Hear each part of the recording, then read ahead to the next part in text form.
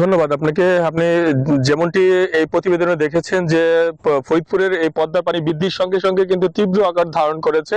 আমি এই মুহূর্তে দাঁড়িয়েছি ফরিদপুর নর্থ চ্যানেল ইউনিয়নে, যেখানটাতে দেখা যাচ্ছে এই কয়েক কিলোমিটার এলাকা জুড়ে কিন্তু এই ভাঙন তীব্র আকার ধারণ করেছে। ইতিমধ্যে কয়েকশো হেক্টর ফসলি জমি, বসতভিটা নদী গর্ভে কিন্তু বিলীন হয়ে গিয়েছে। এছাড়াও হুমকির মুখে সরকারি স্থাপনা সহ স্কুল, মাদ্রাসা, মসজিদ সব কিছুই, অনেক কিছুই কিন্তু বলা যায় যে হুমকির মুখে রয়েছে।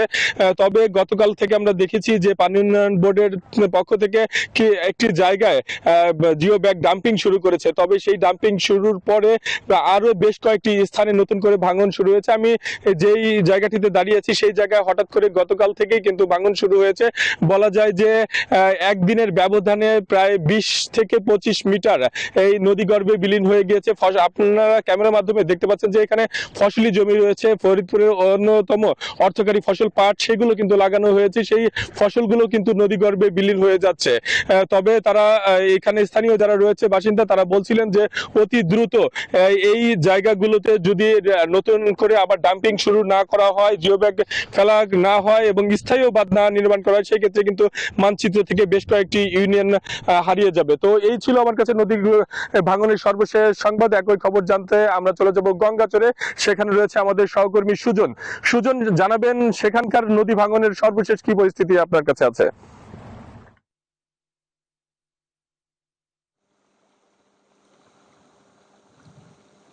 খায়রুল, ধন্যবাদ আপনাকে। আপনি যেমনটা বলছিলেন নদী ভাঙ্গনের কথা, একই পরিস্থিতি রংপুরের গঙ্গাচড়ায় যে তিস্তা বেড়িবাঁধ রয়েছে, সেই তিস্তা ডান তীরে যে বেড়িবাঁধটি রয়েছে, সেই বাঁধটি গত বছর কিন্তু 100 মিটার ভেঙে যায়। পরবর্তীতে আবার এই বছর এসে প্রায় 30 মিটার ভেঙে যাওয়ার কারণে কিন্তু ব্রিজটি হুমকির মধ্যে পড়তেছে এবং রংপুর লালমনিরহাট যে মহাসড়ক রয়েছে, সেই সড়কে প্রতিনিয়ত 30 থেকে 40 হাজার মানুষ যাতায়াত করে। সেই যাতায়াত মানে এই বাঁধটি যদি ভেঙে যায় তাহলে এই সড়কের ব্রিজটির এবং সমস্যা হবে। এবং সাধারণ মানুষ বলছেন যদি এই বাঁধটি ভেঙে যায়, আমাদের এলাকার যে বসত বাড়িগুলো আমরা এখনো বসবাস করতেছি, তারা এই বসত বাড়ি ভিটা কিন্তু তাদের আর থাকবে না।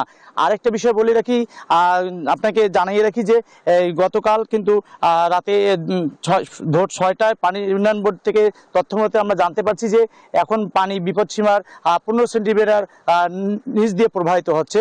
আপনাকে যদি আরেকটু বিষয় বলি, এই পানির কারণে কিন্তু যে ফসলি জমি, আমি যেটা বলছিলাম, পাট এবং বীজতলা যে তলিয়ে যাচ্ছে, তলিয়ে যাওয়ার কারণে কিন্তু এই কৃষকের যে সমস্যা সৃষ্টি হচ্ছে। তারা বলছেন এই বন্যার কারণে কিন্তু আমাদের এই ধান আমরা আমন ধান যে বুড়ো ধান যে আবাদ করবো, সেটা কিন্তু সমস্যার সম্মুখীন হবে বলে তারা জানিয়েছেন।